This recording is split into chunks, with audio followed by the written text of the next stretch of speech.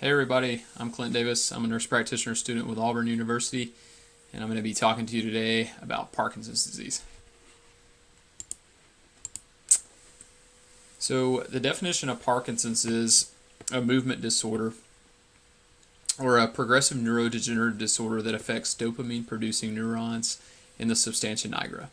When these cells and neurons begin to die, dopamine levels begin to decline. Once dopamine declines, we will begin to note variations in performing normal movements such as walking, running, balance, swallowing, etc. Parkinson's is the second leading neurodegenerative disease after Alzheimer's disease. The CDC has rated complications from Parkinson's as the 14th cause of death in the United States. There are about 50,000 people that are diagnosed with Parkinson's in the U.S. each year. Currently, about 1 million people have the disease, and around 10 million suffer worldwide with Parkinson's. Risk factors. The cause of Parkinson's is unknown, but may be contributed to the following: family history, specific genetic mutations, environmental factors such as exposure to toxins like herbicides and insecticides. Age also plays a part. The risk of developing Parkinson's increases rapidly over 60 years with a mean of 70.5 years of age. Males also have a higher risk of developing Parkinson's. Key questions. Question 1 would be, has there been slowness or hesitation in movement? This question is asked to verify bradykinesia. Observation may reveal shuffling or slow gait. A question 2 would be, have you noticed a slight shaking or tremor in your finger, thumb, hand, or chin? Any signs of resting tremor, which is observed in a fully resting limb and is suppressed when initiating movement, may indicate Parkinson's. Question 3 would be, do you feel stiff in your body, arms, or legs? Rigidity is the resistance to passive movement of the major joints while relaxed. This can be most likely seen when someone is walking normally and arms no longer swing at side, as well as stiffness that does not seem to subside. Physical examination components. Diagnosing Parkinson's relies on a neurological and physical exam, as well as regular follow-ups by a trained movement specialist to confirm diagnosis. Both motor and non-motor symptoms must be evaluated.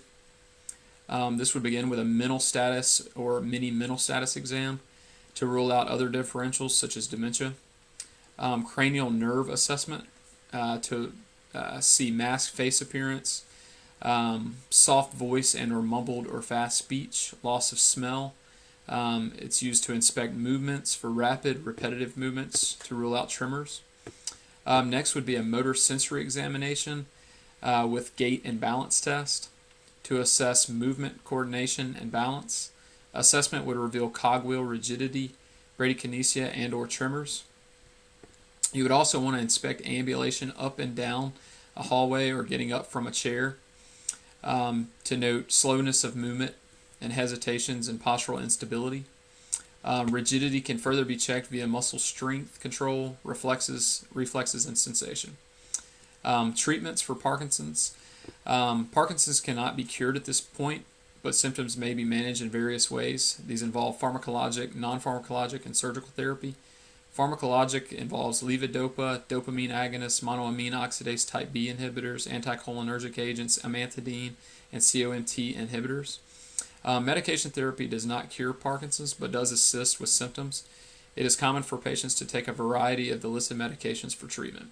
The goal of medication therapy is to help reduce muscle rigidity and improve speed and coordination of movement and lessen tremors. Non-pharmacologic includes education, support, exercise, speech therapy, occupational therapy, mindfulness and meditation, and nutrition.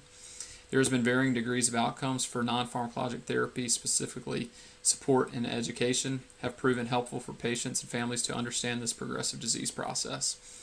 Exercise helps with rigidity over time and improves motor skills and delays further symptoms. Surgical therapy would include deep brain stimulation. Next, we talk about education, exercise or physical therapy to reduce stiffness and other symptoms and reduce further decline.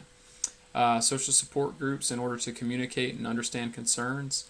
And next would be safety in the home, which would include removing loose rugs on the floor and clutter to reduce falls.